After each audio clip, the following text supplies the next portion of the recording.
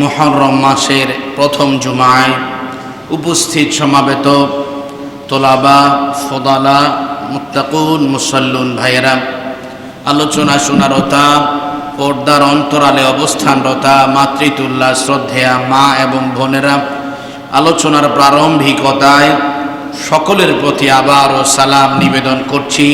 আসসালামু আলাইকুম ওয়া রাহমাতুল্লাহি ওয়া বারাকাতুহু। আমরা আল্লাহ সুবহানাহু ওয়া তাআলার দরবারে শুকর গুজার করি যে রব আমাদেরকে মানুষ হিসাবে সৃষ্টি করেছেন, আখিরি নবী সাইয়্যিদুল মুরসালিন মুহাম্মদুর রাসূলুল্লাহ সাল্লাল্লাহু আলাইহি ওয়াসাল্লামের উম্মত করেছেন, যে রব আমাদেরকে সুস্থ রেখেছেন, নিরাপদ রেখেছেন।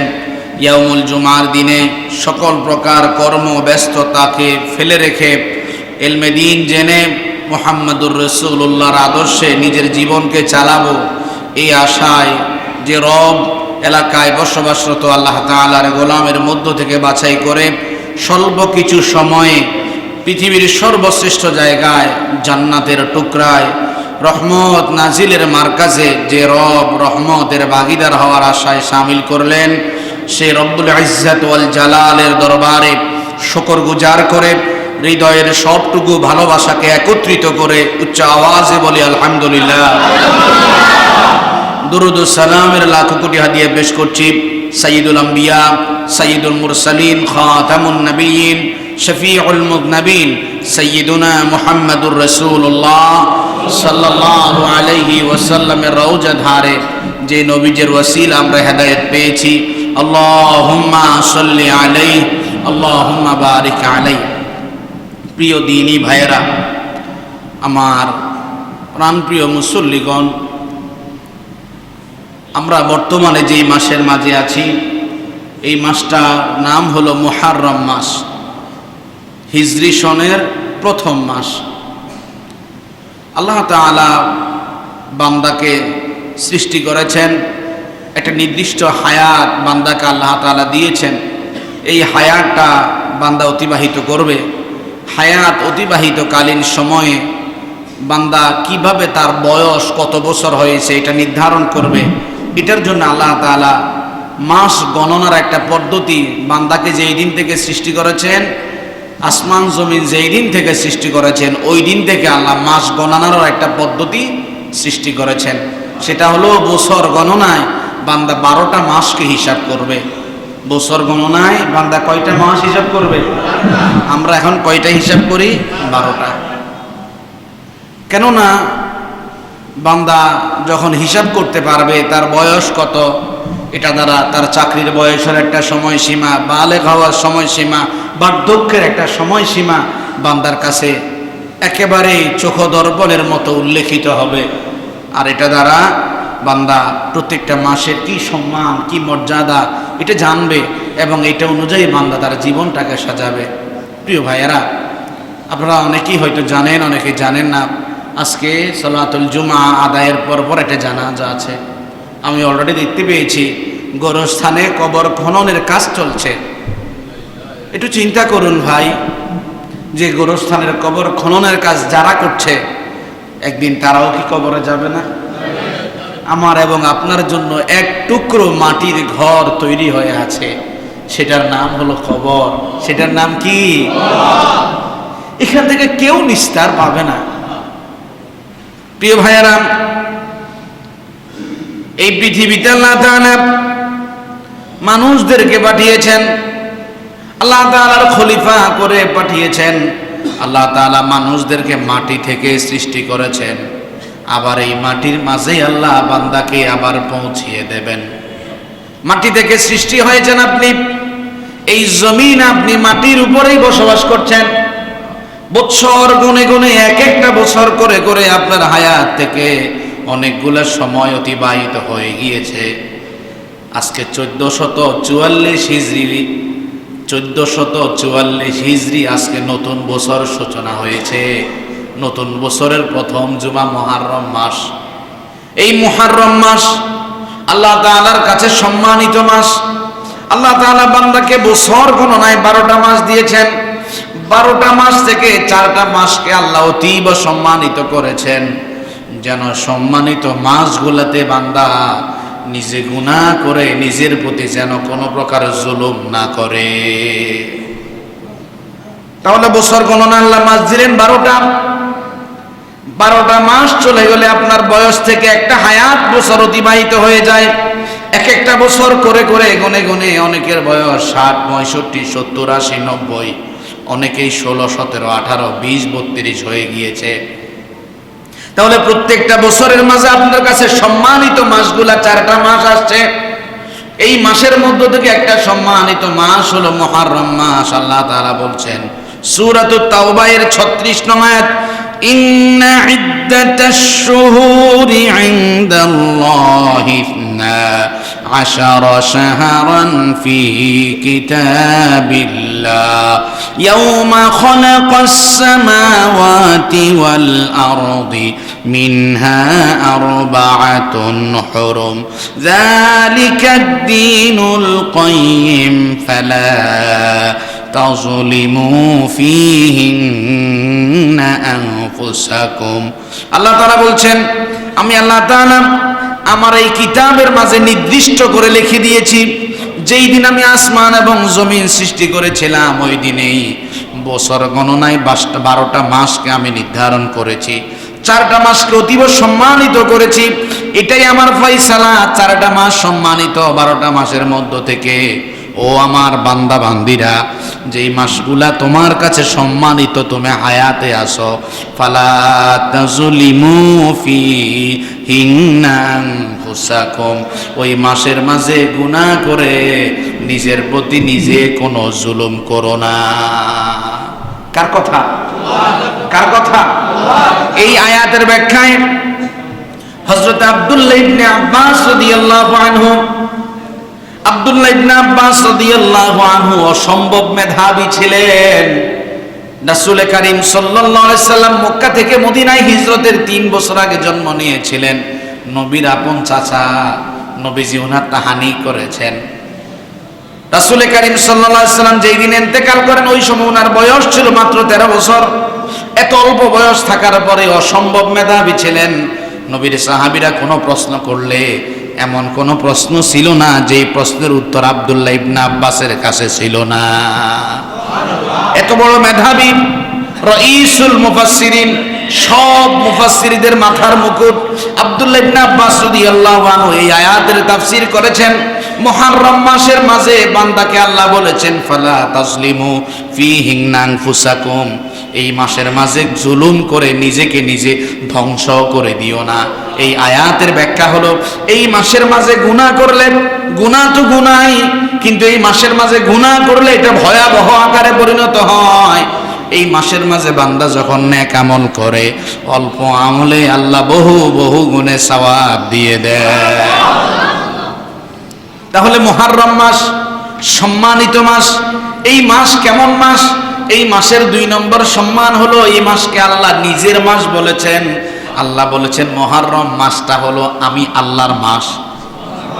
কার মাস? একটু বলেন, মাসটা কার? আচ্ছা, মাসটা কার?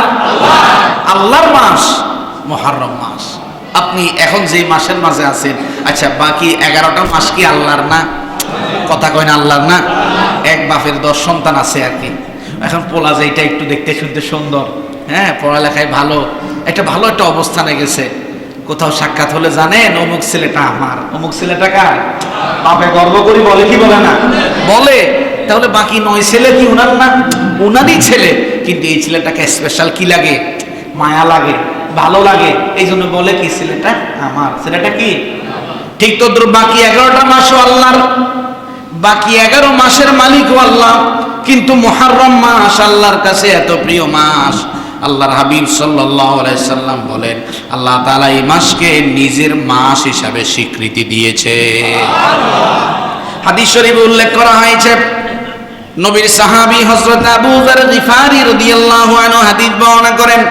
নাসাই শরীফের মাঝে হাদিসটি উল্লেখ করা হয়েছে। আবু যর গিফারি বলেন, সাআলতুন নবিয়্য সাল্লাল্লাহু আলাইহি ওয়াসাল্লাম আইয়ুল লাইলি খায়র ওয়া আইয়ুল আশহুরি আফদল। হযরত আবু যর গিফারি বলেন, আমি নিজে রাসূলকে জিজ্ঞেস করলাম, ইয়া রাসূলুল্লাহ, পুরাটা রাতের মাঝে পুরাটা রাতের মাঝে রাতের কোন অংশের সময়টা আল্লাহর কাছে অতীব দামি? পুরাটা মাস, 12টা মাসের মাঝে কোন মাসটা আল্লাহর কাছে দামি? প্রশ্ন কয়টা? কথা বুঝে না, কয়টা? মিয়ারা কষ্ট হইতেছে আপনাদের, একটু মুখটা খুলেন। প্রশ্ন কয়টা? 1 নম্বর প্রশ্ন, পুরা রাত। আচ্ছা, রাত কি লাগে? প্রতিদিন আসে না? সূর্যটা অস্তমিত হয়ে গেলে রাত আসে কি আসে না? আসে। ইয়া রাসূলুল্লাহ, রাতের মাঝে কোন অংশটা আল্লাহর কাছে দামি, আর মাসের মাঝে কোন মাসটা আল্লাহর কাছে দামি? নবীজি জবাব দিলেন, ও আমার সাহাবী আবু যর গিফারি, তাহলে শোনো, খায়রুল লাইলি জাওফু, পুরা রাতের মাঝে রাতের শেষ ভাগ যখন মানুষ ঘুমাইয়া থাকে, ওই সময়টা আল্লাহর কাছে সবচাইতে দামি। ও আফদালিল আশহুরি শাহরুল্লাহ আল্লাযী তাদউনাহু আল মুহাররম, আর মাস সমূহের মাঝে মুহাররম মাস আল্লাহর কাছে সবচাইতে দামি, যে মাসটাকে আল্লাহ নিজের মাস বলে ঘোষণা দিয়েছে। এই মাসের মাঝে কিছু গুরুত্বপূর্ণ আমল আছে। সর্বপ্রথম গুরুত্বপূর্ণ আমল হলো এই মাসের মাঝে একটু রোজা রাখার বেশি চেষ্টা করা। কি রাখা? রোজা কার জন্য? কথা কয় না, কার জন্য? নিঃশ্বাসটা বন্ধ হয়ে গেলে আর রোজা রাখার সুযোগ আছে? অসুস্থ হয়ে গেলে রোজা রাখার সুযোগ আছে? নাই। অনেক মানুষ অসুস্থতার কারণে রমজান মাসে রোজা রাখতে পারে না। এখন রোজাগুলা কাজা করবে এটারও সুযোগ নাই। ডাক্তার বলছে এই মাসের মাঝে আপনার রোজা কাজা করার কোনো সুযোগ নাই, আপনার শরীরে সেই ক্যাপাসিটি নাই। তাহলে অসুস্থ হয়ে গেলে রোজা রাখতে পারবেন না, নিঃশ্বাস বন্ধ হয়ে গেলে রোজা রাখার সুযোগ নাই। আপনি এখন সুস্থ আছেন, সবল আছেন, ভালো আছেন, এই মাস এত সম্মানিত মাস, চাইলে এই মাসের মাঝে বেশি বেশি রোজা রাখতে পারেন। হাদিস শরীফে উল্লেখ করা হয়েছে, হযরত আবু হুরায়রা রাদিয়াল্লাহু আনহু হাদিস বর্ণনা করেছেন। মুসলিম এবং মিশকাত 2 হাদিসের কিতাবে একই হাদিস আনা হয়েছে। রাসূল করিম সাল্লাল্লাহু আলাইহি ওয়াসাল্লাম বলেন, আফদালুস সিয়ামি বা'দা রমাদানি শাহরুল্লাহিল মুহাররম, রমজান মাসে ফরজ রোজা, রমজানের ফরজ রোজা আদায়ের পরে আল্লাহর কাছে সবচাইতে সম্মানিত রোজা হলো মুহররম মাসের রোজা। কোন মাসের রোজা? তাহলে রমজানের রোজা ফরজ রোজা, ওই ফরজ রোজা আদায়ের পরে আল্লাহর কাছে সম্মানিত কোন মাসের রোজা? একটু সবাই মুখ খুলেন, কোন মাসের রোজা? ওয়া আফদালুস সালাতি বা'দাল ফারিদাতি সালাতুল লাইল, ফরজ নামাজ আদায়ের পরে আল্লাহ তাআলার কাছে সবচাইতে দামি নামাজ হলো রাতের তাহাজ্জুদের নামাজ। তাহলে ফরজ রোজা আদায়ের পরে সবচাইতে দামি রোজা হলো মুহররম মাসের রোজা। 5 ওয়াক্ত নামাজ বা জামা আদায়ের পরে, ফরজ নামাজ আদায়ের পরে রাতের তাহাজ্জুদের নামাজ আল্লাহর কাছে দামি নামাজ। তাহলে কি বুঝলেন? তাহলে কি বুঝলেন আপনি? সেটা কি? আপনাকে অবশ্যই অবশ্যই ফরজ রোজা রেখেছেন, মুহররম মাসে নফল রোজা রাখবেন। কি রাখবেন? ফজিলত কি? হযরত আবু কাতাদা রাদিয়াল্লাহু আনহু হাদিস বর্ণনা করেন, মুসলিম এবং মিশকাত 2 কিতাবেই হাদিস উল্লেখ করা হয়েছে। রাসূল করিম সাল্লাল্লাহু আলাইহি ওয়াসাল্লাম বলেন, ওয়াসিয়ামু ইয়াউমি আশুরা আলাল্লাহি আন ইউকাফিরা সানাতাল্লাতী ক্বাবলা ওয়াস সানাতাল্লাতী বা'দা, কোন মানুষ যদি মুহররম মাসের 10 তারিখ রোজা রাখে, আল্লাহ বিনিময়ে তার পূর্বের 1 বছরের গুনাহগুলি ক্ষমা করে দেবে। আমরা একটু জিকির করি, লা ইলাহা ইল্লাল্লাহ, লা ইলাহা ইল্লাল্লাহু মুহাম্মাদুর রাসূলুল্লাহ সাল্লাল্লাহু আলাইহি ওয়াসাল্লাম। প্রিয় ভাইরা, তাহলে মুহররম মাসে তো রোজা রাখবেন, বিশেষ করে 10 তারিখ যদি রোজা রাখতে পারেন, বিগত 1 বছরে যতগুলা সগীরা গুনাহ হয়ে গিয়েছে, আল্লাহর নবী বলেন বিনিময়ে সবগুলা গুনাহকে আল্লাহ রাব্বুল আলামিন ক্ষমা করে দেবেন।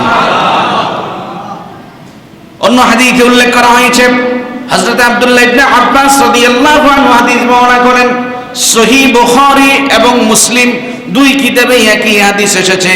হযরত আব্দুল্লাহ ইবনে আব্বাস রাদিয়াল্লাহু আনহু বলেন, আন্না রাসূলুল্লাহ সাল্লাল্লাহু আলাইহি সাল্লাম কদিমাল মদিনা, নবীজি মক্কা ছেড়ে যখন মদিনায় গেলেন, ফাওয়াজাদাল ইয়াহুদু সিয়ামা ইয়াউমি আশুরা, নবীজি দেখতে পেলেন মুহররম মাসের 10 তারিখ ইহুদিরা বিশেষ করে রোজা রাখে।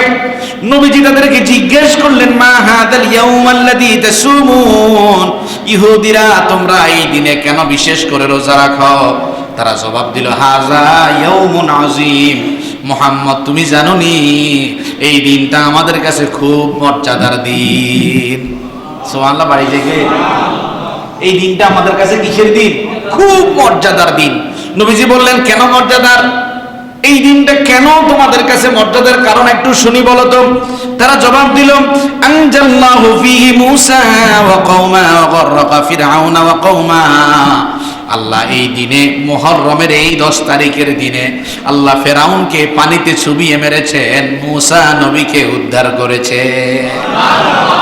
এই মুহররম মাসের 10 তারিখ আল্লাহ তাআলা ফেরাউনকে নীল নদের সেই পানিতে চুবিয়ে মেরেছেন।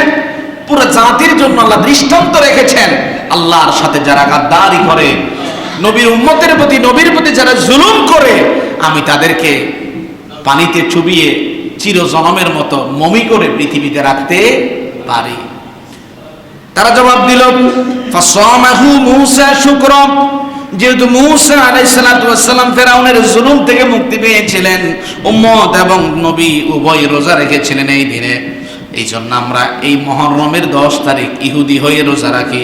নবীজি জবাব দিলেন, ফানাহনু আহাqqু ওয়া আওলা বিমূসা মিনকুম, মূসা নবীর উম্মত হয়ে তোমরা যে রোজা রাখছো, ওই রোজা রাখার ব্যাপারে আমরা সব চাইতে বেশি হকদার। আমরাও রোজা রাখবো। আমরাও কি রাখবো? সবাই রোজা রাখতেন। এবং জাহিলি যুগে এই মুহররমের 10 তারিখ, জাহিলি যুগেও মানুষ রোজা রাখতেন।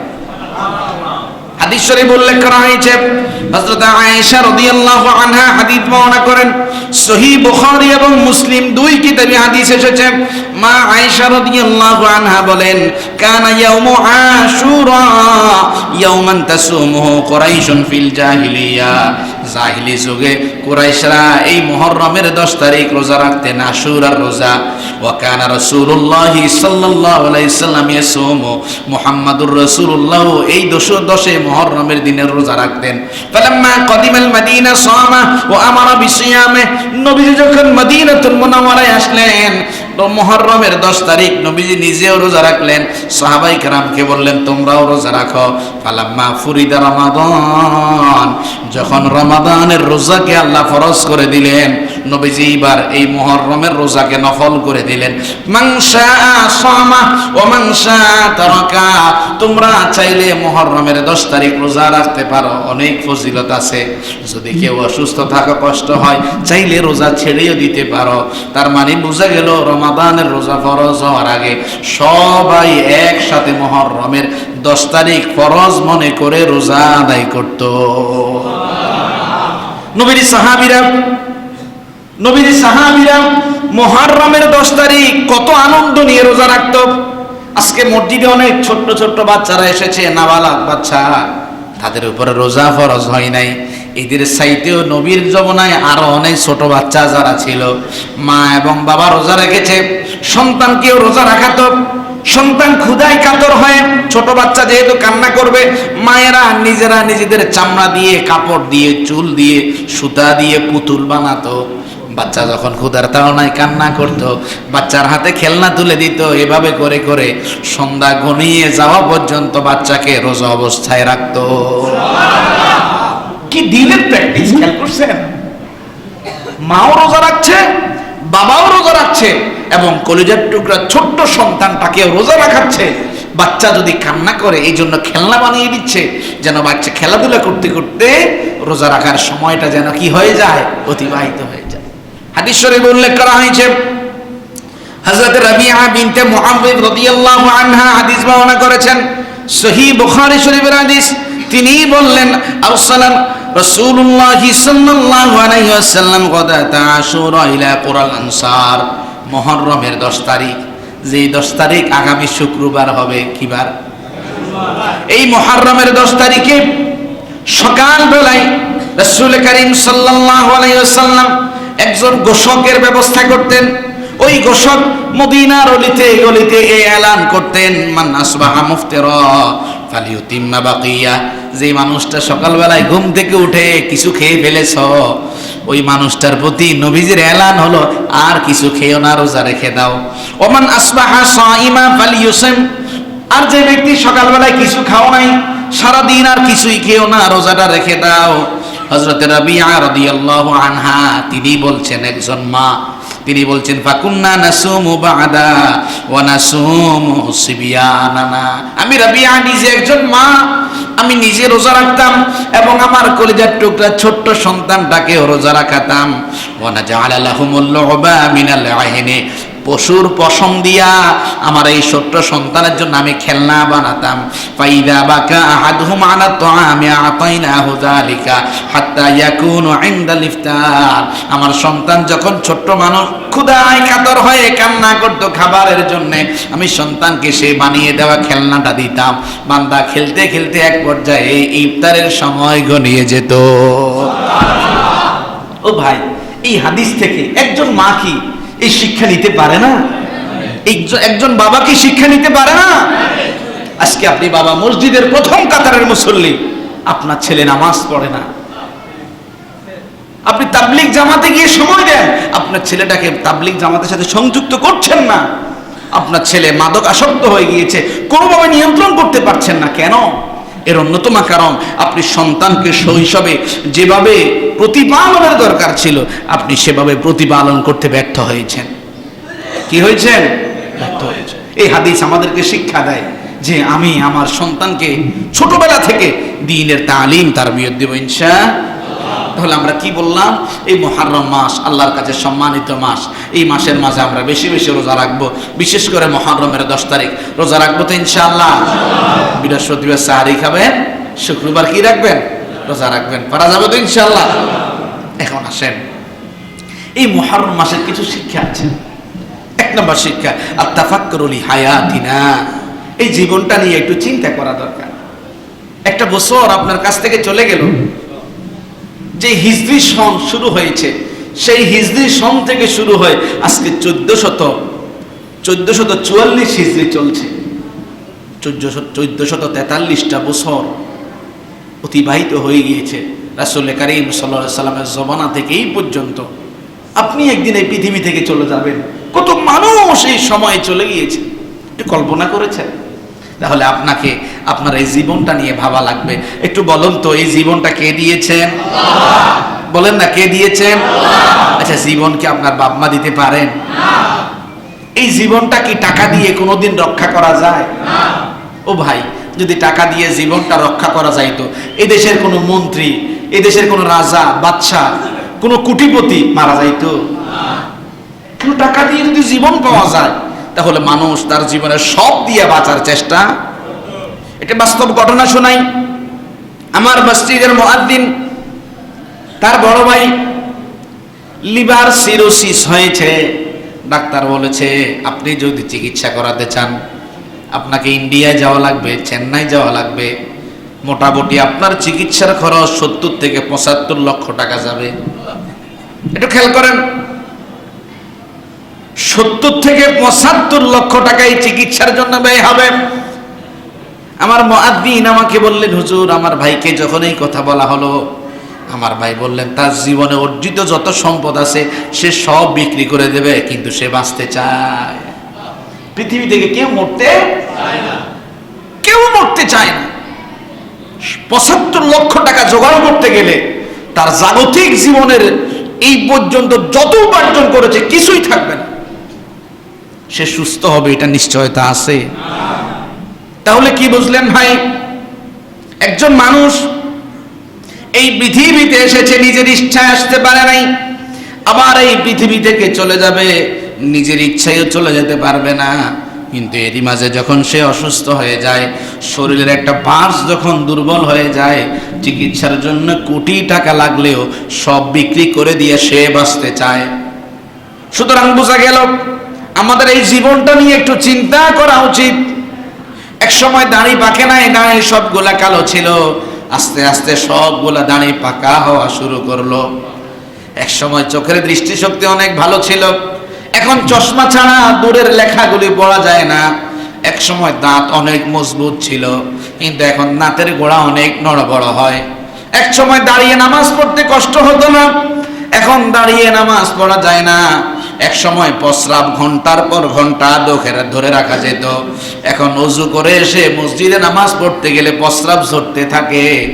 শরীরের সমগ্র অঙ্গ প্রত্যঙ্গ সব কিছুই যেন আস্তে আস্তে নড়বড় হয়ে যাচ্ছে। জীবনের এই পরিক্রমাগুলি নিয়ে একটু চিন্তা করা উচিত। এই জন্য আল্লাহ তাআলা কুরআনুল কারীমে সূরাতুল ইয়াসিনের 68 নং আয়াতে বলছেন, ওয়ামান নুআম্মিরুহু নুনাক্কিসুহু ফিল খালকি আফালা ইয়াকিলুন। বান্দারে, তোমাকে আমি দীর্ঘ হায়াত দিয়েছি। হায়াত কে দেন? আল্লাহ। একটু বলেন, হায়াতের মালিক কে? আল্লাহ। আল্লাহ তাআলা বলছেন, বান্দারে ওয়ামান নুআম্মিরুহু, আমি তোমাকে দীর্ঘ হায়াত দিয়েছি। নুনাক্কিসুহু ফিল খালকি, এক পর্যায়ে তোমাকে আমি বার্ধক্য এনে দিয়েছি। তোমার অঙ্গ পতঙ্গের মাঝে আমি রদল বদল করে দিয়েছি। তোমার শরীর আবার আগের মতো চাপড়াগুলো একেবারে ঢিলে হয়ে গিয়েছে। তোমার শরীরকে আমি এলোমেলো করে দিয়েছি। বান্দা, তোমার শরীরের এই পরিবর্তন দেখে, তোমার শরীরের এই পরিবর্তন লক্ষ্য করে আফালা ইয়াকিলুন, এরপরেও কি তোমার কোনো বুঝ আসে না? কার কথা? তার মানে কি বুঝলেন? হিজরি সনের আজকে একটা নতুন বছরের সূচনা হয়েছে। বিগত একটা বছর আপনার কাছ থেকে অতিবাহিত হয়ে গিয়েছে। এক বছরের মাঝে কতটুকু নেক আমল হলো, কতটুকু বদআমল হলো। আপনি এই বছর যত না বিপদে পড়েছেন, আগামী বছর আপনার নসিবে আরো কোনো বড় বিপদ আছে কিনা তা কি আপনি জানেন? এই জন্য ভাই হায়াতটা নিয়ে একটু চিন্তা ফিকির করার দরকার। নতুন বছরের সূচনা আমাদেরকে এই মেসেজটা দেয়, এই জীবনটাকে হেলায় খেলায় চালানো যাবে না। আল্লাহ তাআলা কুরআনুল কারীমে সূরাত আলে ইমরানের 190 নং আয়াতে বলছেন, ইন্না ফি খালকিস সামাওয়াতি ওয়াল আরদি ওয়া ইখতিলাফিল লাইলি ওয়ান নাহারি লাআয়াতিন লিউলিল আলবাব। আল্লাহ তাআলা বলছেন, নিশ্চয়ই আসমান সৃষ্টির মাঝে, জমিন সৃষ্টির মাঝে, রাত এবং দিনের পরিবর্তনের মাঝে বিবেকবান মানুষের জন্য আমি অনেক নিদর্শন রেখে দিয়েছি। রাত যায় আবার দিন আসে, দিন যায় আবার রাত আসে।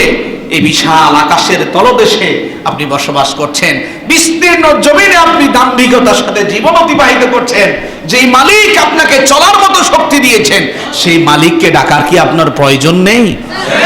বলেন, প্রয়োজন নেই? এজন্য ভাই হায়াতটা নিয়ে একটু ভাবুন, জীবনটা কোন দিকে নিয়ে যাচ্ছে।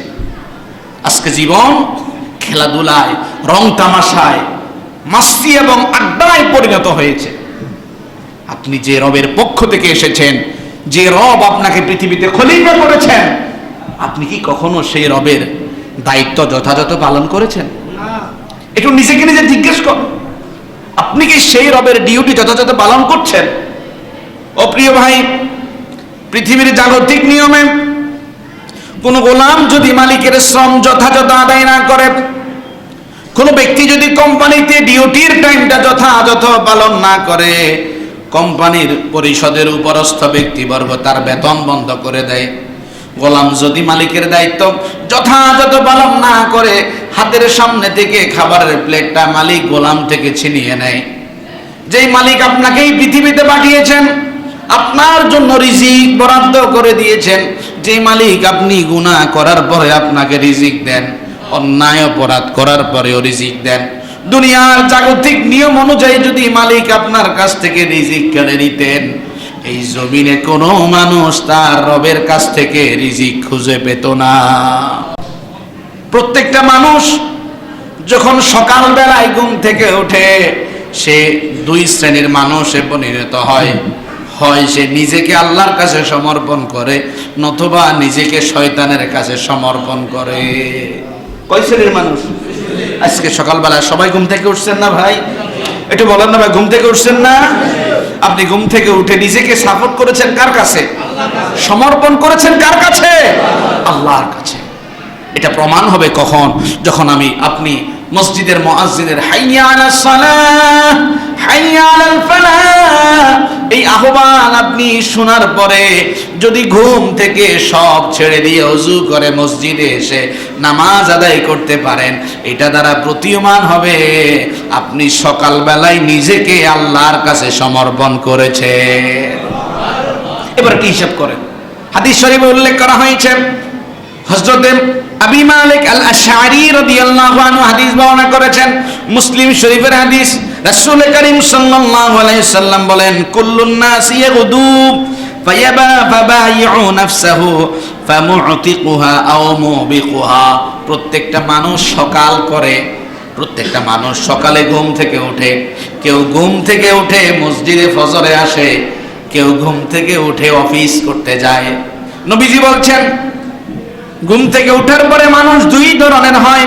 এক ধরনের মানুষ নিজের নফসকে আল্লাহর কাছে সমর্পণ করে, আর এক ধরনের মানুষ নিজের নফসের গোলামিতে নিমজ্জিত হয়ে শয়তানকে অনুসরণ করে।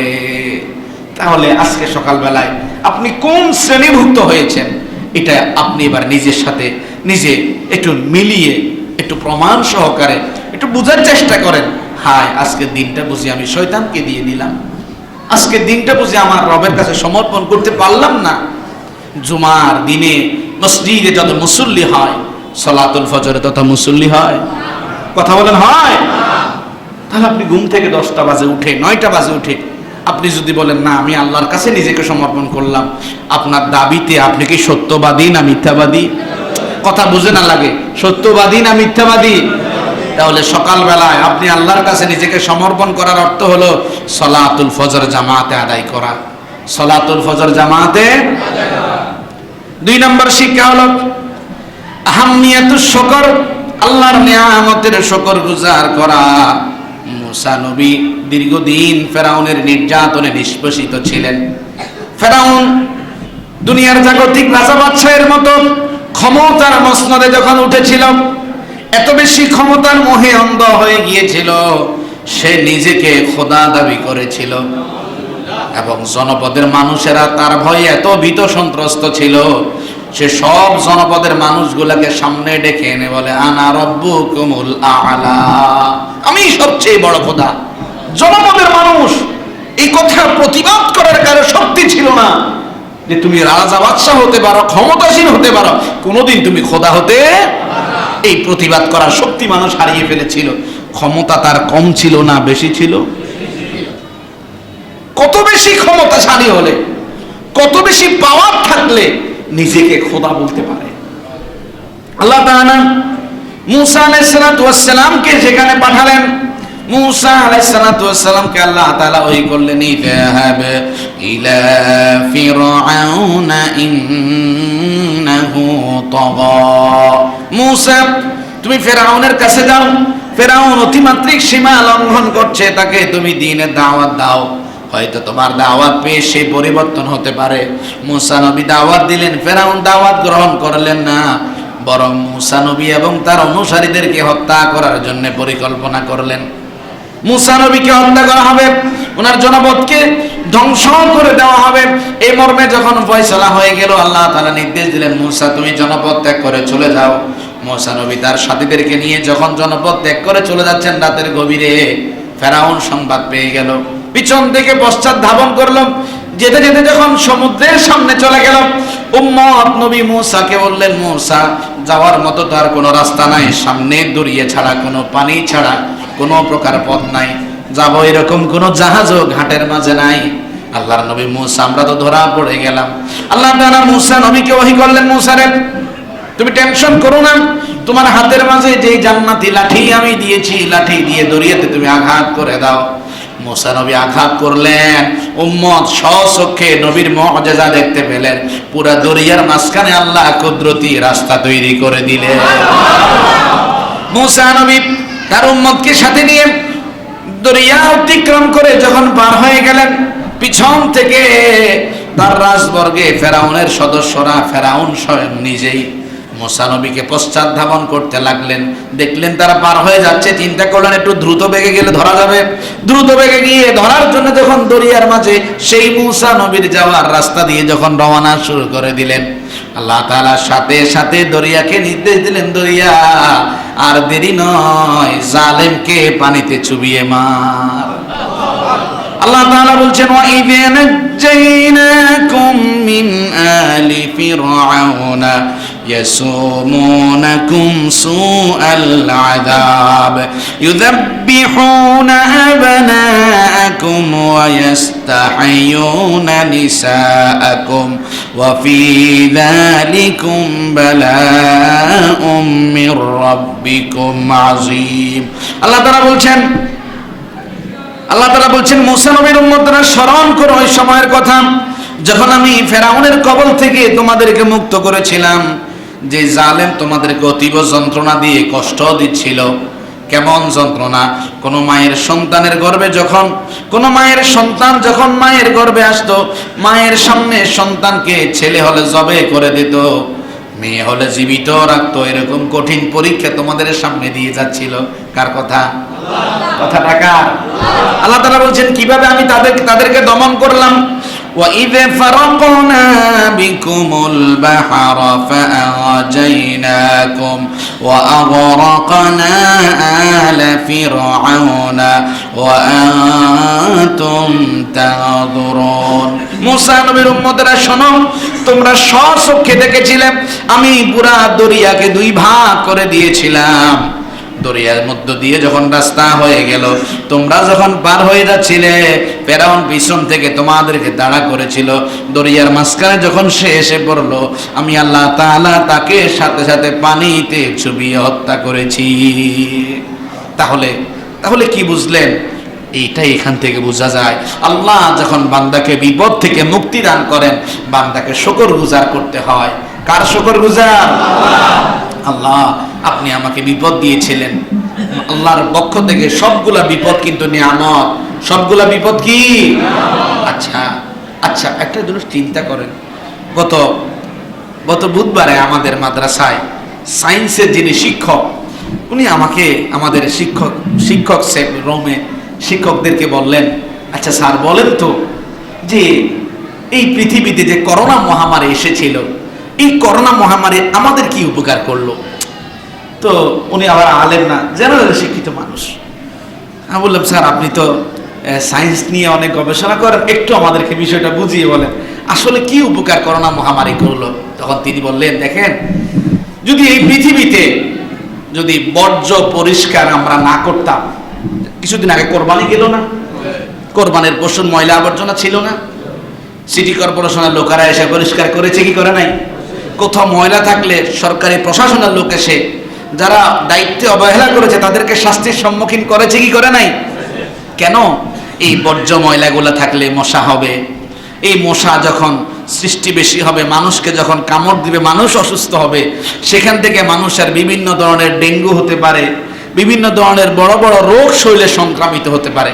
যদি এই মশা সৃষ্টি না হতো, তাহলে এই পৃথিবী নামক জায়গাটা বিশাল বড় একটা ডাস্টবিনে পরিণত হয়ে যেত। আল্লাহু আকবার বলবেন না? আপনি তো ময়লা পরিষ্কার করতেন না, আপনি চিন্তা করতেন খেয়েছি ফেলাই রাখি, সমস্যা নাই, এখান থেকে কোনো গন্ধ আসছে না, কোনো পোকামাকড় হচ্ছে না, কোনো মশা মাছি হচ্ছে না। তাহলে দেখা যেত কি, আপনার ঘরের আঙ্গিনা বিশাল বড় ময়লার স্তূপ হতো, আপনার পরিবেশ বিশাল বিশাল ময়লার স্তূপ হয়ে যেত। পৃথিবীর সৃষ্টির এই পর্যন্ত যদি সবগুলো মানুষ ময়লা জমা রাখতো, আমার তো মনে হয় আমরা সবাই ময়লার উপরে বসবাস করা লাগতো। ঠিক কি ঠিক না? তাহলে একটু জিনিস খেয়াল করেন, একটা জীবাণু, একটা ভাইরাস, এটা কি থেকে হচ্ছে, এটা শনাক্ত করা দ্বারা পৃথিবীর সমগ্র ময়লাগুলো একদিনেই পরিষ্কার করে ফেলছে মানুষ। সুবহানাল্লাহ বলবেন না? তাহলে কি বুঝলেন? যে আল্লাহ তাআলার প্রত্যেকটা জিনিস, প্রত্যেকটা বিপদ আল্লাহ যখন বান্দাকে দেন, এটার মধ্যে আল্লাহর ভিন্ন কোনো হিকমত আছে, এটা আমরা বুঝতে পারি না। কিন্তু আল্লাহ তাআলা যা করেন কখনো বান্দার অকল্যাণে করেন না। এই জন্য আল্লাহ তাআলা নিয়ামত দিয়েছেন। আল্লাহ যখন বিপদ দিবেন, যখন আবার নিয়ামত দিবেন, কার শুকরগুজার করব? কার শুকরগুজার করব? আল্লাহ তাআলা কুরআনুল কারীমে সূরাতুল বাকারার 152 আয়াতে বলছেন ফাযকুরুনি আযকুরুকুম ওয়াশকুরুলি ওয়ালা তাকফুরুন। আল্লাহ তাআলা বলছেন, বান্দারে আমি তোমাকে যে নিয়ামত দিয়েছি এই নিয়ামতগুলোর কথা একটু স্মরণ করো। আমি নিয়ামত দিয়েছি, আমার নিয়ামতের শুকরগুজার করো। সাবধান, কখনো আমার নিয়ামতের সাথে অস্বীকার করো না। তাহলে আল্লাহর নিয়ামতের শুকরগুজার মুসা নবী করেছেন, আমাদেরকেও শুকরগুজার করা। আল্লাহ তাআলা সূরা ইব্রাহিমের 7 নং আয়াতে বলছেন, লা ইন শাকারতুম লাযীদান্নাকুম ওয়া লা ইন কাফারতুম ইন্না আযাবি লাশাদীদ। আল্লাহ তাআলা বলছেন, বান্দারে যখন আমার নিয়ামতের শুকরগুজার তুমি করবা, আমি আল্লাহ তাআলা তোমাকে নিয়ামত অগণিত করে দেব। কিন্তু আমার নিয়ামতের যখন অস্বীকার করবা, আমি আল্লাহ তাআলা তোমাকে কঠিন শাস্তির সম্মুখীন করব। তাহলে নিয়ামতের কি করা? শুকরগুজার। সবাই বলে নিয়ামতের কি করা? কিন্তু আমরা নিয়ামতের শুকরগুজার করি না। এই জন্য দোয়া কর আল্লাহর কাছে, আল্লাহ আপনি আমাকে যে নিয়ামত দিলেন, আমার 2টা ঠোঁট দিয়া, মন দিয়া আপনার নিয়ামতের শুকরগুজার করার তৌফিকটুকু দান কইরেন। দোয়া করা যাবে? এটা নবী শিখিয়েছেন। কেন? মানুষের স্বভাব হলো সর্ব অবস্থায় অকৃতজ্ঞ হওয়া। সর্ব অবস্থায় কি হওয়া? অকৃতজ্ঞ হওয়া। এটা আপনি আল্লাহর নিয়ামতের শুকরগুজার। এখানে উপস্থিত, আল্লাহ আমারে খুব ভালো রাখছেন, আলহামদুলিল্লাহ। একটু বিপদ হলে আল্লাহ আপনি কি শুধু আমারই দেখেন? বলে কি বলে না? আরেকজন মানুষ, ধরেন এই মানুষটা আমার একটা বিপদে সহযোগিতা করলো, হঠাৎ আমি রাস্তায় দাঁড়িয়ে আছি, ওনার গাড়ি আছে, আমাকে দেখে, হুজুর আপনি আজকে আমার গাড়িটাতে উঠেন, আপনাকে আপনার গন্তব্যে নিয়ে দিয়ে আসি। এই যে উনি আমাকে আমার গন্তব্যে নিয়ে সহযোগিতা করলেন, এটার জন্য ওনার শুকরিয়া করা দরকার না? ভাই আপনার প্রতি আমি কৃতজ্ঞ, আপনি একটা ভালো কাজ করেছেন, সওয়াবের ভাগীদারও হয়েছেন, আমাকে যথাসময়ে নিয়ে পৌঁছিয়েছেন, আপনাকে আমার মন থেকে দোয়া এবং ভালোবাসা। এটাই হচ্ছে আরেকজনের প্রতি শুকরগুজার। আরেকজনের প্রতি কি? হাদিস শরীফ উল্লেখ করা হয়েছে, হযরত মুআয ইবনে জাবাল রাদিয়াল্লাহু আনহু হাদিস বর্ণনা করেন, নাসাই শরীফের হাদিস। মুআয ইবনে জাবাল রাদিয়াল্লাহু আনহু বললেন, আখাযা বিয়াদি রাসূলুল্লাহ সাল্লাল্লাহু আলাইহি ওয়াসাল্লাম, একদিন মুহাম্মদুর রাসূলুল্লাহ সাল্লাল্লাহু আলাইহি সাল্লাম আমি মুআয ইবনে জাবালের হাতখানা ধরলেন। কি ধরলেন? না, হাতটা দিলেন, এই ধরুন হাতটা ভাবে কি করলেন? ধরলেন। মুআয ইবনে জাবালের হাতটা ধরে নবীজি কি বললেন? নবীজি মুআয ইবনে জাবালকে বললেন, ইন্নী লা উহিব্বুকা ইয়া মুআয, ও আমার সাহাবী মুআয, আমি তোমাকে খুব বেশি পছন্দ করি। খুব বেশি কি? নবী নবীর সাহাবীকে বলছেন, মুআয আমি তোমাকে খুব পছন্দ করি। তখন মুআয ইবনে জাবাল বললেন, ও আনা উহিব্বুকা ইয়া রাসূলুল্লাহ, ওগো নবী আমি মুআয ইবনে জাবাল আমার নিজের জানের চাইতো আপনাকে বেশি ভালোবাসি। নবী তখন মুআয ইবনে জাবালকে বললেন, ফালা তাদা আন তাকুলা ফি কুল্লি সালাহ, ও মুআয তাহলে তোমাকে একটা আমলের কথা বলে দিই, 5 ওয়াক্ত নামাজ যখন তুমি আদায় করবে, প্রত্যেকটা নামাজ আদায়ের পর পরে আল্লাহর কাছে এই দোয়া করতে তুমি কখনো ভুলবে না। দোয়াটা কি? রব্বি আইন্নি আলা যিকরিকা ওয়া শুকরিকা ওয়া হুসনি ইবাদাতিক, ওগো আল্লাহ তুমি আমাকে তোমার জিকির করার জন্য, তোমার শুকরগুজার করার জন্য, বেশি বেশি তোমার জন্য ভালো ভালো কাজ করার তুমি আমাকে তৌফিকটুকু দান করে দাও। দোয়াটা কি? রব্বি আইন্নি, সবাই বলেন রব্বি আইন্নি আলা যিকরিকা ওয়া শুকরিকা ওয়া হুসনি ইবাদাতি। হে আল্লাহ আমাকে আপনার জিকির করার, আপনার শুকর করার, আপনার জন্য ভালো কাজ করার তৌফিক দিন। দোয়া করা যাবে ইনশাআল্লাহ? সকলে আমিন বলি।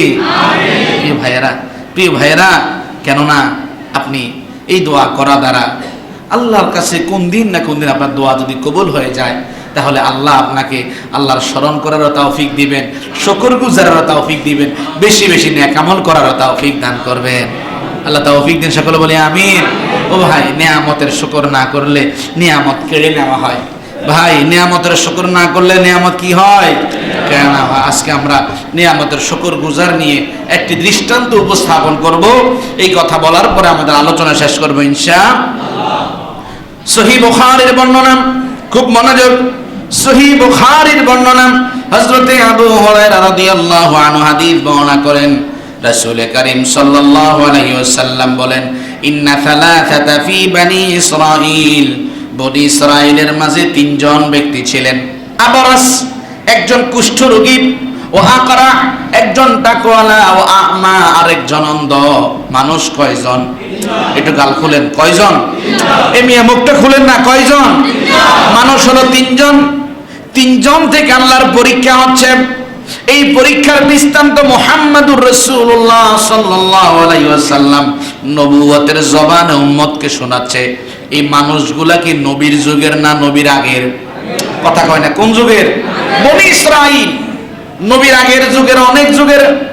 তিনজন মানুষের পরীক্ষা আল্লাহ নিয়েছেন।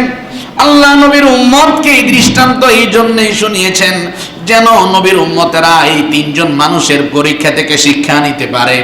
তিনজন মানুষ কি? একজন কুষ্ঠরোগী, আরেকজন টাকওয়ালা, আরেকজন অন্ধ। আল্লাহর নবী বলেন, বাদালিল্লাহি আইয়াবাতালিয়াহুম ফাবাআতা ইলাইহিম মালাকা। আল্লাহ তিনজন মানুষ থেকে পরীক্ষা নেবেন।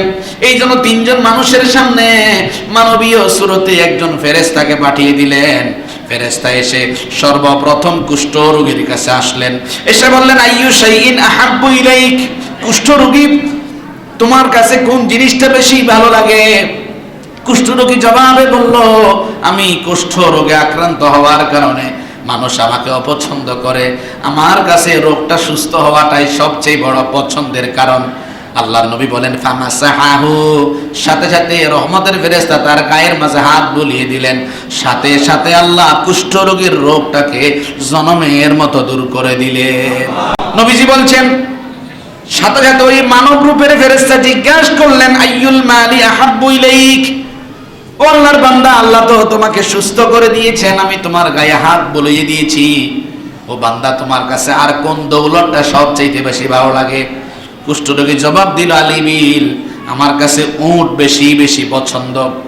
আল্লাহ তাআলার সাথে সাথে ওই কুষ্ঠরোগীকে কুদরতি ভাবে 10টা গর্ভবতী উটনি দান করলেন।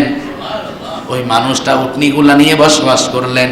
উটনিগুলা থেকে বাচ্চা জন্ম নিল, বিশাল একটা পশু পালে পরিণত হয়ে গেল। এরপরে আল্লাহ তাআলা তার হায়াত এবং দৌলতের মাঝে বরকত বাড়িয়ে দিলেন। তার আর শরীরের মাঝে কোনো রোগ নাই, তার দৌলতের কোনো অভাব নাই। আল্লাহর নবী বলছেন, এরপরে আল্লাহ তাআলা টাকওয়ালা মানুষের কাছে পাঠালেন। টাকওয়ালা মানুষকে একইভাবে জিজ্ঞাসা করা হলো, আইয়ু শাইইন আহাব্বু ইলাইক, ও টাকওয়ালা বান্দা, তোমার কোন জিনিসটা পছন্দের? সে জবাব দিল, আমার কাছে পছন্দ হলো টাক যদি মাথা থেকে চলে যায়, এটা আমার কাছে খুব ভালো হয়। ফামাসাহা, ফেরেশতা মাথার মাঝে হাত বুলিয়ে দিলেন। আবার জিজ্ঞেস করলেন, আইয়ুল মালি আহাব্বু ইলাইক, কোন দৌলত তোমার কাছে ভালো লাগে? সে জবাব দিল, আল বাকারা, আমার কাছে গাভী খুব পছন্দ। আল্লাহ রাব্বুল আলামিন কুদরতি ভাবে ওই টাকওয়ালা মানুষটার জন্য গর্ভবতী 10টা গাভীর ব্যবস্থা করে দিলেন। ফায়ুবারিকু লাকা ফিহা, ফেরেশতা ওই 10টা গর্ভবতী গাভী দান করে আল্লাহর কাছে এই মানুষটার জীবনে বরকতের জন্য দোয়া করলেন। ফেরেশতার দোয়া কখনো ফেরত দেওয়া হয় না। গাভীগুলা থেকে আস্তে আস্তে পশু জন্ম নিল, আস্তে আস্তে পশুপাল বাড়লো। ওই মানুষটা চিরদিনের জন্য সুস্থ হয়ে গেল, তার কোনো কিছুর অভাব রইল না। এক পর্যায়ে অন্ধ মানুষের কাছে আসলো, একই প্রশ্ন, আইয়ু শাইইন আহাব্বু ইলাইক, ও অন্ধ মানুষ, তোমার কাছে কোন জিনিসটা বেশি প্রিয়? অন্ধ মানুষ বলল, আমার চোখে আলো নাই, পৃথিবীতে দিন না রাত না আমি বুঝতে পারি না, নিজের সন্তান স্ত্রীকেও কোনোদিন দেখতে পারি নাই, আমার চোখের আলো ফিরিয়ে আসাটা আমার কাছে সবচাইতে প্রিয়। রহমতের ফেরেশতা হাত বুলিয়ে দিলেন, আল্লাহ তার চোখের জ্যোতি ফিরিয়ে দিলেন। আবার জিজ্ঞেস করলেন, আইয়ুল মালি আহাব্বু ইলাইক, অন্ধ, তুমি তো এখন চোখের আলো ফিরে পেয়েছ, দুনিয়ার সব তুমি দেখো, তোমার কাছে কোন জিনিসটা বেশি প্রিয় একটু বলো। ওই অন্ধ মানুষ জবাব দিল, আল গানাম, আমার কাছে ছাগল বেশি প্রিয়। আল্লাহ রাব্বুল আলামিন কুদরতি ভাবে ওই অন্ধ মানুষটার জন্য গর্ভবতী ছাগলের ব্যবস্থা করে দিলেন। ফেরেশতা ফায়ুবারিকু লাকা ফিহা, ফেরেশতা অন্ধ মানুষের জীবনে বরকতের জন্য দোয়া করলেন, তার ধনে সম্পদে বরকতের জন্য দোয়া করলেন। সে সুস্থ হয়ে গেল, সম্পদে বরকত হতে লাগলো। দিন যত গড়িয়ে গেল সম্পদের পরিমাণ আস্তে আস্তে বাড়ে গেল। এক পর্যায়ে আল্লাহ তাদের থেকে পরীক্ষা নেবেন। মানুষ তিনজন, দেওয়া হয়েছে তিনটা জিনিস, তিনজন মানুষ থেকে আল্লাহ পরীক্ষা নেবেন। ওই ফেরেশতাকে একই চেহারায় রূপ ধারণ করিয়া, দুর্বল গরিব অসহায় রূপ ধারণ করিয়া তার সামনে হাজির করা হলো। উটওয়ালার কাছে গেল, ভাই আমি মুসাফির মানুষ, আমার সফরের সম্বল হারিয়ে গিয়েছে, আমার বাড়িতে যদি যেতে হয় আপনার এখান থেকে একটা উট দেওয়া ছাড়া আমার পক্ষে যাওয়া কোনো সম্ভব না। আপনি যদি চান আল্লাহর সন্তুষ্টির জন্য আপনার এখান থেকে একটা উট দিয়ে দেন আমাকে, বিনিময়ে আমি আমার বাড়িতে পৌঁছাতে পারবো, আপনার ধনে দৌলতে আল্লাহ বরকত দিবে, আমি দোয়া করব। উটওয়ালা মানুষটা সাথে সাথে জবাব দিল, তোমার সাথে আমার কোনো সম্পর্ক নাই, আমি তোমাকে কোনো উট দিতে পারবো না। ওই ফেরেশতার সাথে সাথে বলল, ভাই আমি তো মনে হয় যেন আপনাকে চিনি, আপনি তো এক সময় কুষ্ঠ রোগে আক্রান্ত ছিলেন, আপনার কোনো দৌলত ছিল না, আল্লাহ আপনাকে দৌলত দিয়েছেন, আপনি বুঝি সেখান থেকে আমাকে একটু দিতে পারেন না? সাথে সাথে ওই মানুষটা জবাব দেয়, কুষ্ঠরোগীওয়ালা মানুষটা জবাব দেয়, আমি জন্মগত পয়সাওয়ালা, আমি কোনোদিন গরিব ছিলাম না। নিয়ামতের অস্বীকার, নিয়ামতের কি অস্বীকার। একইভাবে পরীক্ষা হচ্ছে, এবার একইভাবে পরীক্ষা হচ্ছে। যাওয়া হলো টাকওয়ালার কাছে, একইভাবে বলল, ভাই আমি মুসাফির মানুষ, পাথেও হারিয়ে গিয়েছে, বাড়ি যদি যেতে চাই আপনার এখান থেকে একটা পশু দিলে বাড়ি যেতে পারি। সাথে সাথে বলল, ভাই তোমাকে আমি কিছুই দিতে পারবো না, যেহেতু তোমাকে আমি চিনি না, কেন দেব?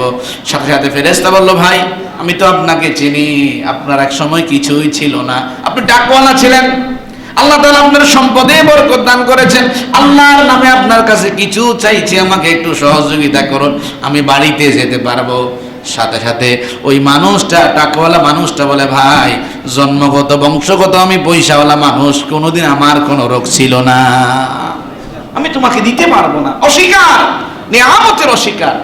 এক পর্যায়ে পরীক্ষা হলো এবার ছাগলওয়ালা মানুষটার কাছে গিয়ে বলল, ভাই আমি অভাবী মানুষ, আজকে অভাবে পড়ে গিয়েছি, আমার অনেক ধন দৌলত ছিল, পাতে হারিয়ে ফেলেছি, বাড়িতে যেতে পারছি না, তোমার এখান থেকে কিছু ছাগল দিলে আমি ছাগলগুলা বিক্রি করে অর্থ নিয়ে আমি আমার বাড়িতে পৌঁছাতে পারতাম, একটু ছাগল দিয়ে দাও। সাথে সাথে ওই ছাগলওয়ালা অন্ধ মানুষটা বলে, খুদ মাশিতা, ও আল্লাহর বান্দা মনে যা চায় আমার এখান থেকে তাই নিয়ে তুমি চলে যাও। কেন জানোনি? এক সময় আমার কিছুই ছিল না, দুইটা চোখে কোনো আলো ছিল না, আল্লাহ তার দয়া দিয়ে একজন বান্দাকে পাঠাইয়া আমার চোখের আলোটা ফিরিয়ে দিয়েছে।